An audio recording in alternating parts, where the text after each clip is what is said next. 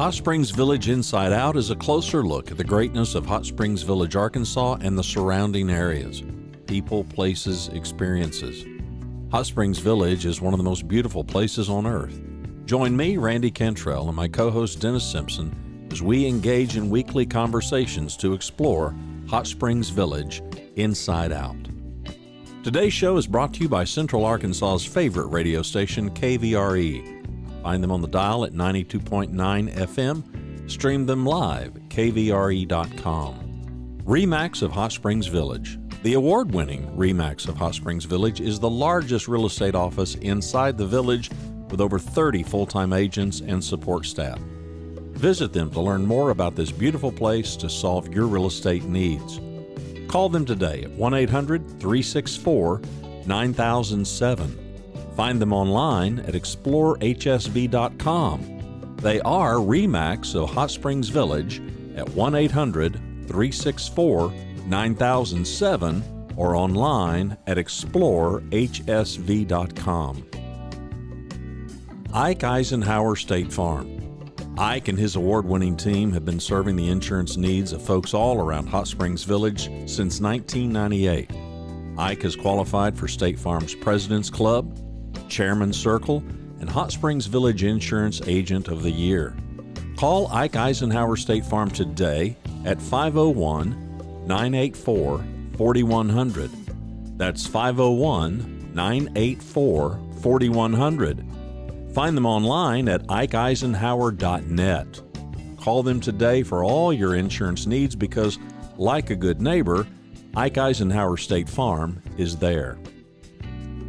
Well, today we're back with Mr. John Berry, who's going to be doing a concert for the Lifelong Learning Institute. That's hsvlli.org. But what you want to do is go buy some tickets to see Mr. John Berry. And John, I don't know if you noticed, I am correctly adorned today. For this is a Night of Love is the name of the concert. Did I wear the right jacket or no? Pretty snazzy there, man. Pretty snazzy. I got a Manuel jacket that looks a lot like that, actually. You should have wore yours, this sweatshirt thing. I don't know. Had I known. Had you only known. Had you only known. If I only known you're gonna spice this thing up and make it shine, I'd have worn my Manuel. Had I only known, I would have said something to you about it. You know, how about that? I'll tell you what, let me ask, what are we going to be hearing? And let me pull this up as we're talking here.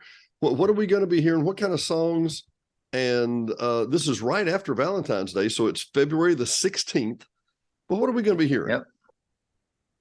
Well, we got some songs that, that I've done over the years, songs like Your Love Amazes Me and Kiss Me in the Car and She's Taking a Shine, all these songs that talk about how love fixes our hearts and changes us and everything else, and sends us off on wild goose chases and everything else.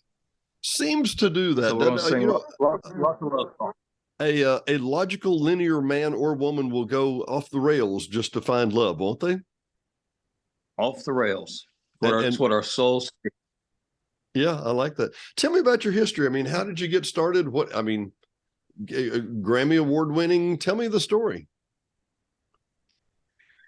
Well, I started playing guitar when I was a kid, 12 years old, and somehow just got hooked into it. And applause is a drug, and you want more of it, And then I started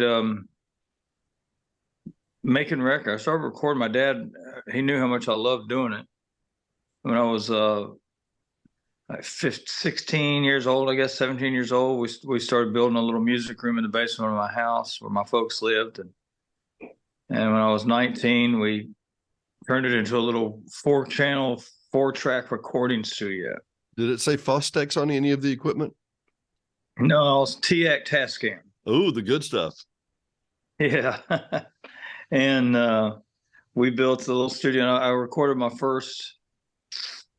recorded 4 albums, 10 songs each in that little studio. Really?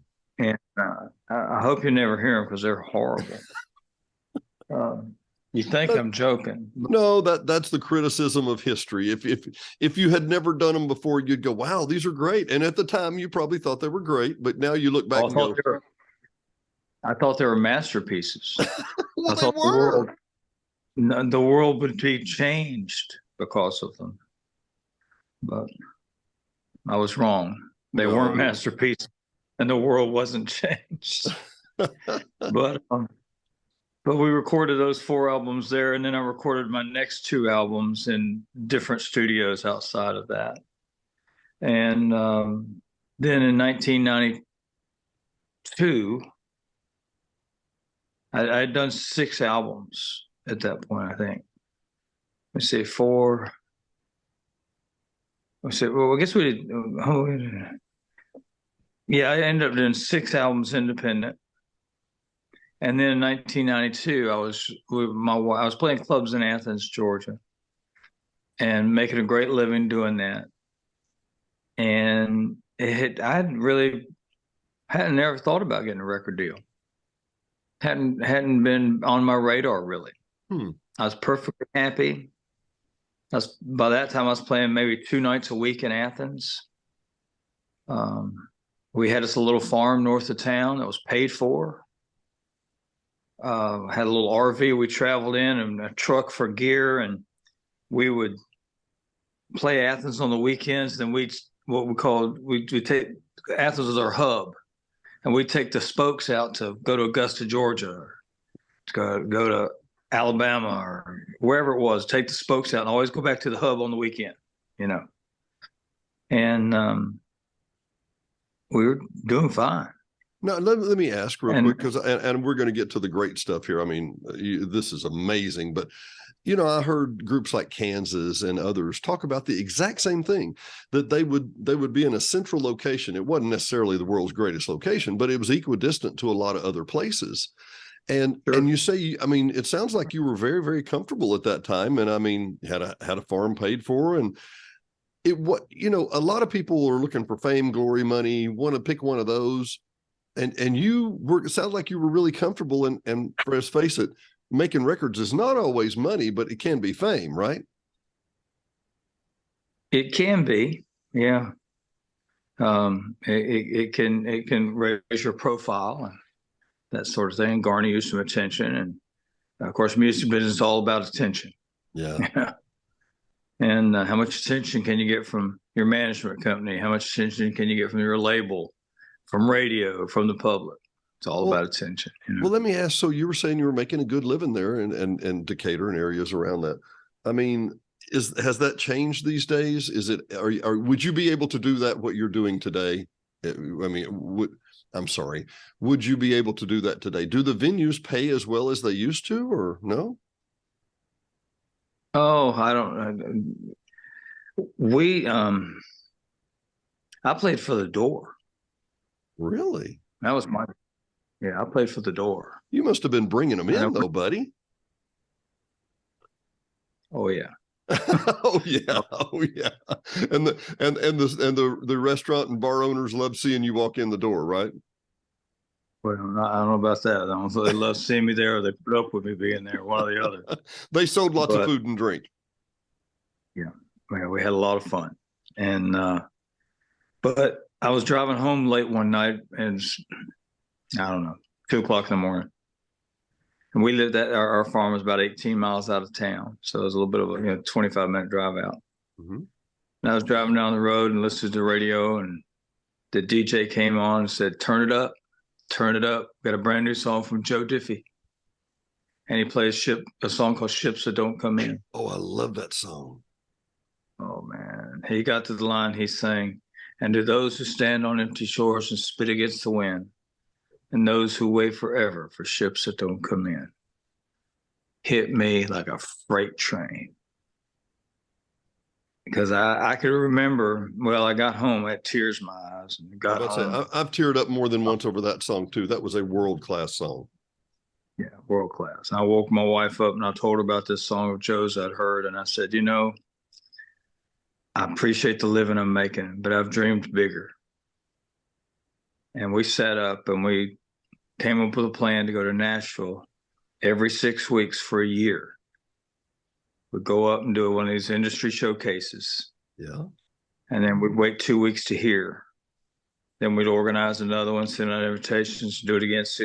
Every 6 weeks, we'd do that for a year and see if we could garner some attention. Once again, it's attention business.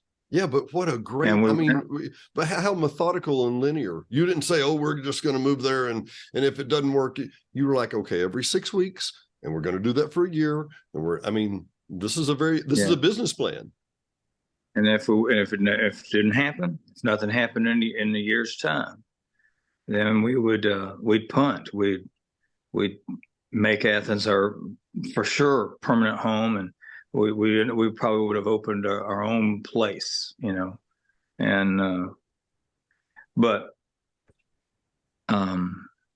we did that. We booked our first one. We did Douglas Corner. It's a great little listening room in Nashville. Kind of off the beaten path, but it's well known amongst the industry people.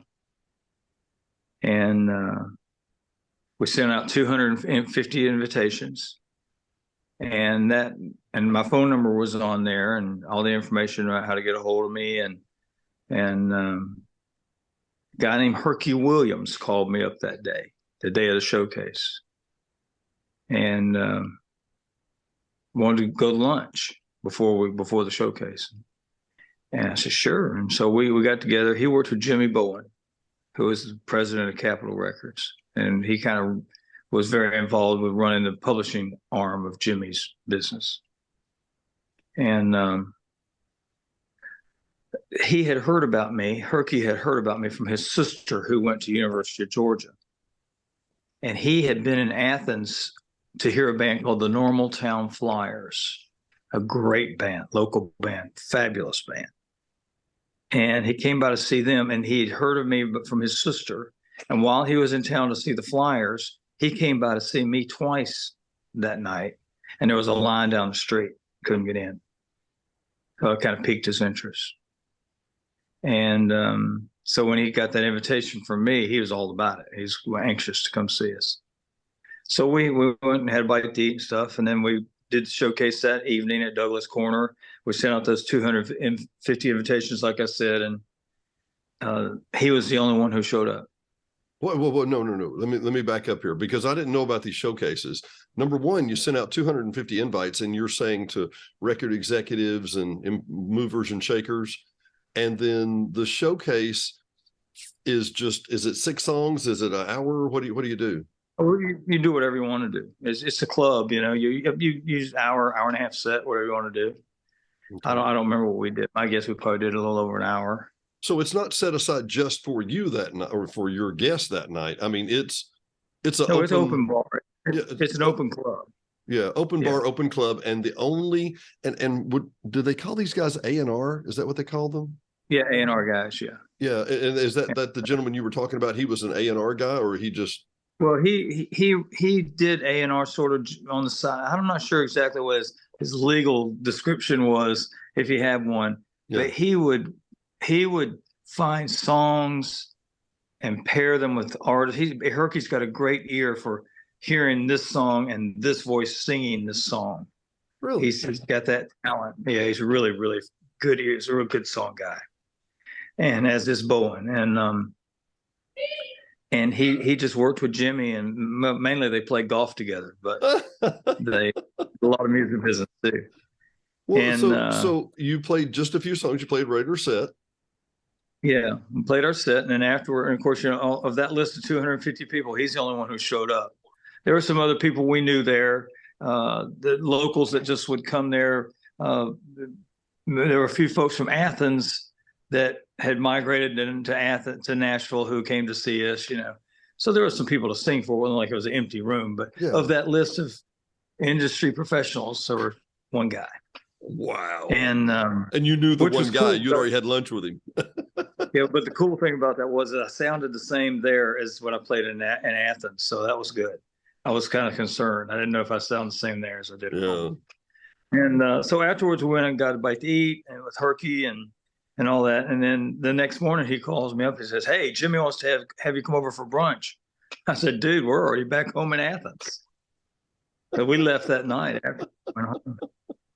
And we don't want to get too far from the hub and stay gone too long. And so they ended up setting up a private showcase at one of the production studios, the rehearsal facilities.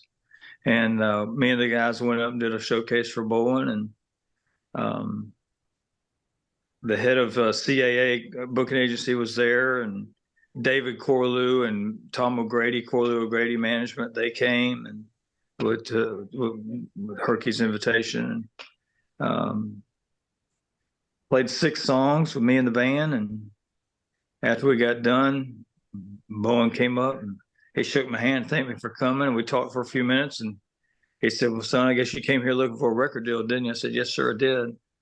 He said, Corlew, you want to represent him? And Corlew looked at me, and I looked at him. I said, I'm in if you are. And so he said, okay, Corlew, call me tomorrow. Let's put this deal together. And with that, he whisked out of the room, and I had a record deal. Unbelievable. Don't give me. And what I didn't realize is at that time, we were spaghetti. There was a lot of spaghetti being thrown up against the wall and see who'd stick and who didn't. Mm-hmm. And labels were doing that all day long. They were blowing through money, cutting records, which were really demos to see if this was going to work or not. Yeah. And my first single came out and died at 38, 36. She's Got a Mind of Her Own. Second single came out, Kiss Me in the Car. It died on the chart at 13. It hit Christmas. It hit the Christmas crunch. And if it's not a smoking hit record after Christmas, it's going to come off the chart.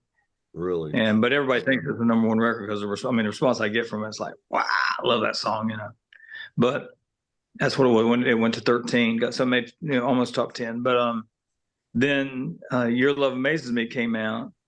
And if Your Love Amazes Me hadn't hit, they cut me loose after that. Really? And but it started inching up the charts, and they had country radio seminar that spring, March of '94, and I wasn't feeling real well. I was not eating a lot. I had bad headaches, and I can remember being at country radio seminar that week, and it was kind of odd. I felt really odd. And then I played at the New Faces Showcase, and Faith Hill sang at that. Tim McGraw sang at that. I can't remember. There was a couple of other artists that were spaghetti that did not stick were on that. I did Kiss Me in the Car and something else, and I closed with Your Love Amazes Me with just my guitar. The band left the stage, and I was doing, and the place came unglued. And that was the beginning of that song smoking on up the charts. And it was number one record on May 10th of 1994 on R&R. And I had brain surgery that morning. And I don't recommend that, but it's a tough way to get a record, but get a number one, but a guy's got to do what a guy's got to do. So you're you just for those of you who go to a private engagement like this, do a private concert, get a record deal, get it booked, gets thrown on the wall as spaghetti, as you say, and then have brain surgery the day that it tops the chart. So you don't recommend that. You don't recommend the brain surgery or the top in the chart thing? Brain surgery, yeah, unless you really need it, which a lot of folks do. And man, I had a keloid cyst in the third ventricle of my brain. It's about the end, a little blister about that big, about the size of the end of your finger. But enough to make you miserable. Well, it was in such a place that it blocked the drainage of brain fluid, the protective fluid around the brain, that it continues to develop all the time and renew and refresh. Mm-hmm. And the excess drains down the spinal column into the body. Mm-hmm. Mine didn't drain out. It just kept building up. Yeah. And if it doesn't drain down that, yeah. Yeah. This builds up fluid and expands. In infants, it because the skull's not developed, the head starts to expand.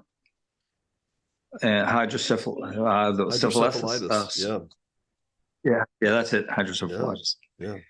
But with me, it caused extreme headaches, loss of appetite, change of personality. Wow. See, the And reason I know is because my dad had an instance with this too. So I'm oh, familiar really? exactly with what you're. No, he didn't have to have surgery for it. Good Lord! But Oh, really? man, Wow. Yeah, they went in. They drilled 2 holes. I put a cage on my head, bolted it to my head, which I can still feel on this side pretty regularly. I can feel with it bolted in right here, and a little bit on this side, but mainly this side. And these 2 up here don't bother me. They drilled 2 holes right here and right here.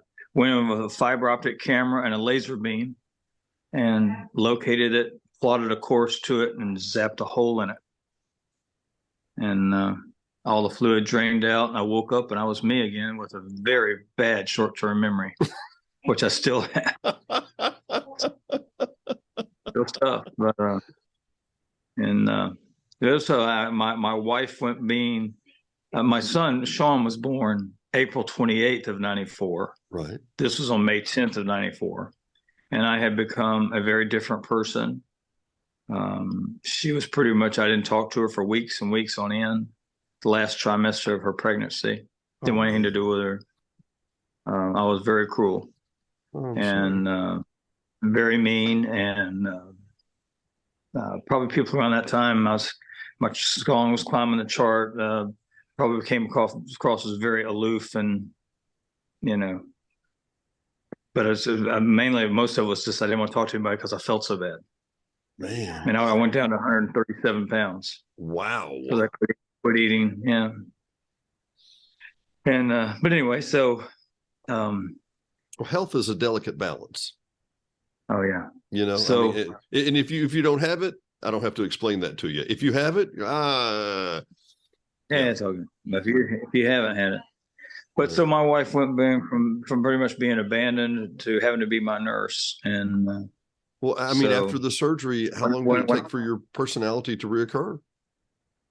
When I woke up. Really? When I woke up, I was me again. I bet she was relieved, huh? I mean, she didn't know what was going to happen. No, she had no idea, and she wasn't relieved. She was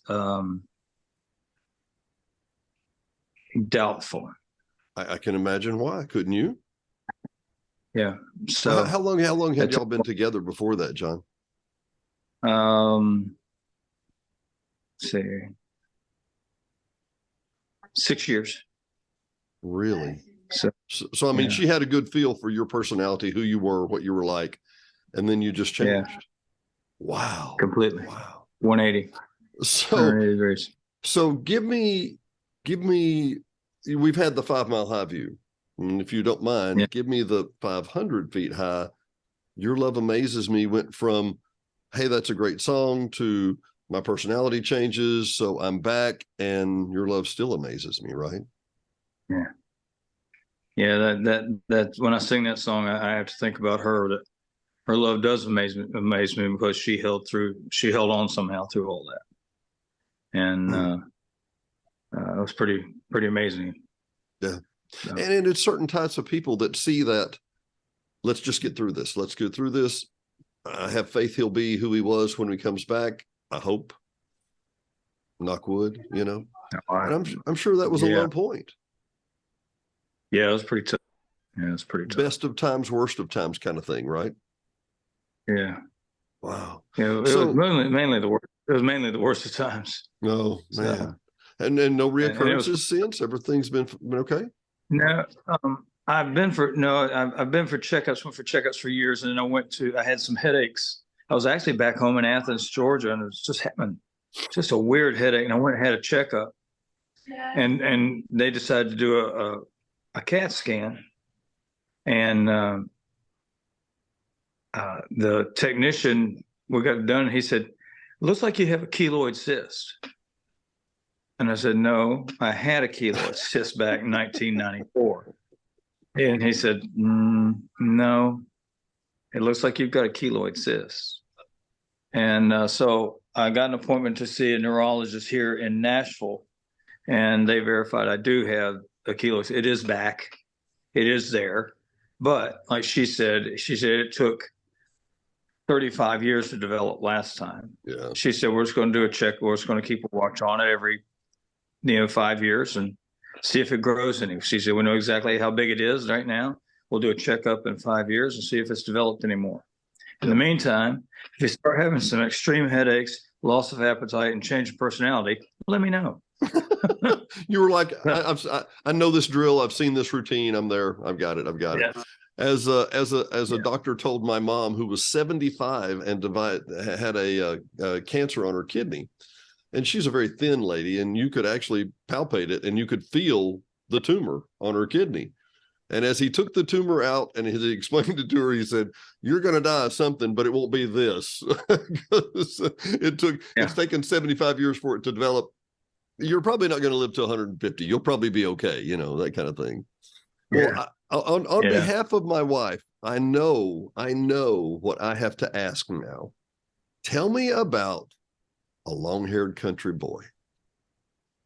Oh man. I can't wait for this story. And those of you who watch every week, I have no idea. I don't know the story, but I'm dying to hear. Working with Charlie Daniels had got to be one of the highlights of your life. Well, David Corlew he started working with Charlie Daniels as Charlie's t-shirt sales guy. And then ended up being his manager. And then they formed Corlew O'Grady Management with Tom O'Grady. And that's that David signed me to be at management. And they came to that showcase I did for Jimmy Bowen. So I signed with him. So I got to meet Charlie and get to know him a little, and just a terrific guy. And they were doing something and had some plans being made, and they were doing some recuts on some of Charlie's songs. He has a great little recording studio out at Twin Pines Farm. Mm-hmm. And they did all his records out there and in recent years. And he said, son, hey, son, how about coming and singing with me and Hal Ketchum? We're going to do a remake of Long-Haired Country Boy, and that'd be a lot of fun to have you join me and Hal. So I thought that was a real treat. So we shot it out there in the studio, recorded it at the studio there, and then shot the video at the farm there on the porch and in the studio as well. And we had a lot of fun. It was a great day. And I watched the video not too long back, and it looks like we're having a lot of fun because we were. Yeah. I mean, it was just a real treat to hang out with both of those men. I mean, and of course now they're both gone, which is so sad to me. But Charlie passed a year or so we have ago. We have a podcast, Faith, Family, and Friends. It's on hiatus this year. We're going to hopefully pick it back up at the end of this year and get it going. My wife and I do it. And it's basically, we talk with artists about how their faith, their family, and their friends have influenced their lives and their careers. And we did Charlie Daniels, and he died 4 days later. Oh, well, I was going to say he passed from COVID or during the COVID era, and he died. It was during the COVID era. It was not COVID, but he talked about being in heaven 4 times in the first 19 minutes. Really? Something he had been given some thought to. Yeah. First thing, there's this thing he talks about. He said, the first thing I'm going to do when I'm in heaven, the first thing I'm going to do is I'm going to touch everybody's face. I'm going to visit all those souls that I've missed so much of my life that have been gone. I'm going to go touch everybody's face. Sweet. I got chills. I bet. I bet. Yeah. I'll tell you what, let's spin just for a second. Where can we find it? I mean, I'm assuming the old episodes, Faith, Family, and Friends. Is that correct? Yeah, it was a subscription podcast, but what we're trying to gear it up for this year is to open it up because we closed it, put it on hiatus for a year, and we're going to put it back out as a free podcast. So we're going to start recording episodes hopefully later this year and build up our catalog. Yeah. And so we'll take the old podcast because there is discussion about COVID and the lockdown. Matter of fact, the very first episode we're talking about it. I was listening to it the other day, and you hear me say, I've been in the house for 2 weeks. 2 weeks I've been in this house. And here we are 2 years later. Yeah. You Yeah. know? And it's crazy. So we were thinking about editing all that out, and then I'm thinking, no, we can't, because we need to remember what it was like, and because we talk about COVID and the effects it had and was having at the time, and just need to. I think people will hear it and it'll just remind them what it was like, because it's weird time. So. I saw an article the other day. It talked about what we did before digital photography, and I thought, okay, well, think about that, And I thought, what's the deal? And they had a picture. They had an old Polaroid-ish. You remember how the photos used to be square? They were like 3x3. Remember that? Right. And they had a photo of Dolly Parton in a little dress, and she was between 12 and 14. It was foggy. It was underexposed. It was gray. It wasn't that great a photo, but it was a photo. And it was a time marker of a huge, huge, huge person and a huge personality. And, the article goes on to mention, it talks about, would you rather have not had this instant captured? Because if it was a digital photography, we might have just deleted that photo and not thought anything about it, never had a copy of it. But nowadays, Right. and I'm with you. I recorded during the COVID period too, and we're like, well, I'd like to kind of cut some of that out. And no, it was intrinsic to what was going on, right? You couldn't understand that time unless you understood what was happening with COVID, right? Right. Yeah. Yeah. Don't edit the picture. Let the picture speak for itself. And the same thing. That's what we're going to reissue the podcast, make it a public podcast, and as it was. And so it'll be interesting to see how people respond to it. But it's fun. It's just me. It started off with just me and my wife sitting at the old kitchen table that's upstairs in our family room now, and just chatting about what's going on with our lives. And then we started inviting friends to join us at that time via telephone. Oh, really? And then we started having people come here and come to our home and visit with us. And when we could, we would have artists with their spouses. So, which was a lot of fun. Cool. Well, and I'm going to guess, and we're going to find more about this. Hang on. We're going to find more about this after we buy tickets at hsvticketsales.com. That's ticketsales, plural.com. And we're going to buy tickets for February the 16th with Mr. John Barry. And oh goodness, I've got to check real quick here. Hang on. I had that, and it's at the Coronado Center. I'm trying to see here. General admission, they're $35 for one ticket. At the Woodlands, great location. You will love that facility. But what other songs do you think we would hear that night? Oh, we'll do any of the songs that we played on the radio, and any of the songs we had. Stand on the Edge of Goodbye, Kiss Me in the Car, Your Love Amazes Me, You and Only You. We've got a couple of albums that we've had released over the past few years that people may not know the songs, but I think they're going to like them. I did an album called What I Love the Most, which is 10 songs about my wife. And but there's a couple of songs on that record. We're going to do a song called What a Woman Wants. Oh. That my wife, it's my favorite song that I've written. That my wife's favorite song that I've written. She always tells the audience, she says, "Guys, take notes. Take notes on this song right here." And then there's a sweet song that I wrote for her off that record called it's not What a Woman Wants, it's the other one. There Could Never Be Another Love for Me But You. And I tell the guys, I said, if you ever want to write your wife a song, take some ideas from this one. Don't steal my song, but take some ideas from this one. And there's probably some sugar in your future. There may be some sugar in your future. I like that. I like that. Yeah. You sound like a guy like myself that overmarried significantly, but that's just my opinion. Is that the ballpark? Oh, I'm sure. Yeah, I'm sure I overmarried. I married up. Married up. Well, tell me this, and I literally have a million questions, but I want to be considerate of your time. I know we need to wind down here real quick, but I was going to say, what does it take to write a great song? And it takes great motivation. Is that it? Like for an example with your wife, I mean, It's easy to write about something you're nuts about, right? Yeah, well, it's just a matter of inspiration and the right environment, and for me, the right people to write with. I'm not a good solo writer. I've written a lot of songs by myself, and they pretty much suck. And so I've been, I mean, I've got albums and albums of early records of horrible songs. And that could have been good if I had a good writer, co-writer, someone who knew what they were doing. And matter of fact, I even thought about going back here at the latter part of my career and maybe re-recording those songs, do the songwriter version albums. And I listen to them, I go, no, they're horrible. Why would I want anybody to hear these?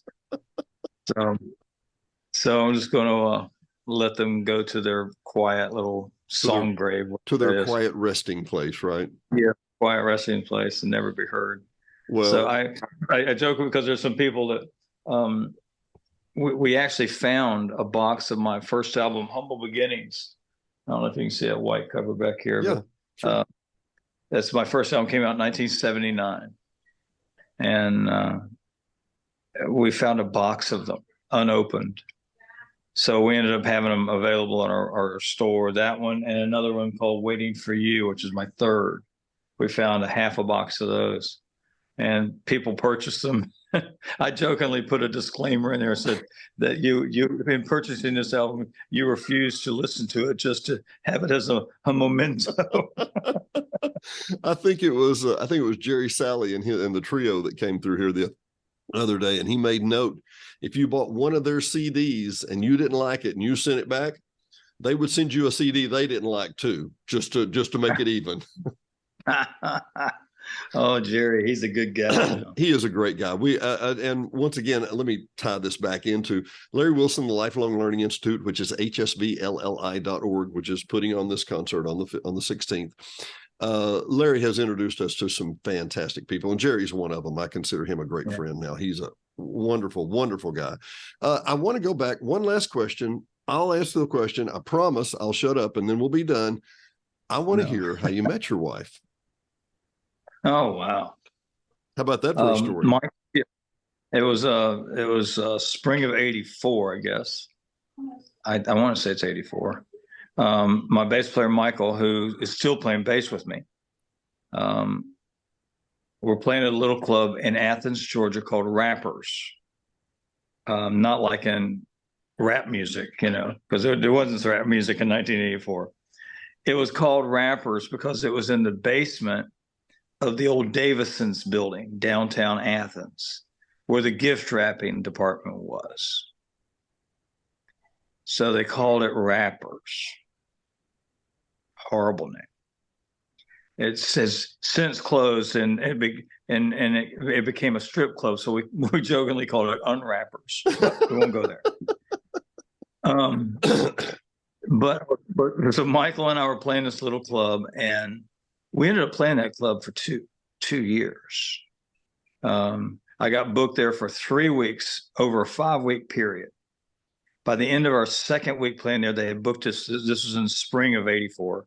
They booked us for the whole summer. By midsummer, they booked us for the entire next school year. So we had a good thing going. Mm-hmm. But my second week playing there, these two girls came in with their dates and sat at the table right in front of me. It's like a brass and fern bar, Remember those? A lot of brass rails and fern hanging. Oh, Yeah. You know what I'm talking about? Kind of like Fridays. Yeah. What they call it? Antiqued bronze and everything. And there was a ficus tree, a fake ficus tree in the corner, that kind of thing. Yeah, exactly. And so we're playing this club, and these two girls and their dates sit at the table right in front of me, right there. And I knew exactly what songs to play to bore those two boys to death, so they go in the back and shoot pool. Because one of them girls was really cute. And they did. And I moved in, and I sat down next to this pretty girl, and I said, when are we getting married? First time you met her? First time I met her. Yeah. And she looked at me, and she's like, you're talking to the hand. She didn't want to talk to me. It took me 2 years to get a date. But She was funny though. I'd see her come in the club, and I didn't know it, but it was her mom that was with her. I knew it was an older lady. I didn't know it was her mom. Yeah. And so they would come. She'd bring her mom to see me play, and then before we got finished, they'd leave. She didn't have to talk to me. So. And but she kept coming back. If you make note. And then finally got a date, and then we, it was let me see, 1987. New Year's Eve, 87, 88. I went to the jewelry store and bought a little diamond ring. And I told the guy, I asked him, if I buy this, if things don't work out, can I bring this back tomorrow? He said, There's yeah, maybe confidence, John. That's confidence, buddy. Oh, yeah. Well, I said, look, I'm really just trying to get her attention. That's really all I'm trying to do. Yeah. It's an attention business, And so New Year's Eve, she cooked dinner for us at her mama's house, just two of us. And after dinner, she could tell I was nervous about something. And she thought I was going to ask her just to be my girl, us just to go steady. We'd spent all Christmas break together. Because she was at college about 60 miles away. Yeah. She'd come home on the weekends sometimes. And she really got tired of me. I was going to drive her crazy. She was actually coming home from college Christmas break to let me know we were done. She didn't want to see me anymore. And then we ended up spending every day hanging out and had a blast. So, and so New Year's Eve, I asked her to marry me, and she came unglued, and I got a big maybe. She had to think about this. She wasn't expecting that. She said maybe. And of course, I did take the diamond back because it wasn't nearly big enough. So, but we fixed that. And because I didn't know what I was buying. I've never bought a diamond ring for an engagement before, so I didn't know what I was looking at. So. Last time you did this was never? Yeah. And so we ended up getting engaged that, I guess by February, we were full on engaged, and then we got married in June. So, I'm sorry, July. So it was in July of 88. So the moral of the story here to find the right woman is persistence. That's what I heard, John. Persistence works for everything. Even in the music business. Don't quit. Don't quit. John, my friend, I will be there at 7:30. I'll be there probably 7 o'clock at the Woodlands, February the 16th, with my lovely wife, who I want to introduce you to. And buddy, I'm really looking forward to it. It has been a delight. I look forward to being there, and I'm excited to be there. I've heard so much about that area. My son Sean lives south of you. I guess it's pretty well southwest in East Texas. They live like near, that. Yeah. They live near Tyler. Oh, gorgeous. Longview, Tyler, that area. And his father-in-law, they love to come up to that area to vacation. The lakes up there, and he said there's some he said they call them cabins, and they're daggone mansions. And but he said they always come up and rent a cabin on the lake and have a great time, and they're really trying to get us to come up there and do this. So they're coming up from Texas to be with us. So it'll be fun to see them, and my son and his wife and our granddaughter, they're going to come, and so we'll get to see all of them on the 16th, and that'd be fun. Well, but I've heard a lot about it here. It's really beautiful. It really is. And one of the things that we comment here, we've got Airbnbs here on the lake, and one of our comments is we love seeing families make great memories.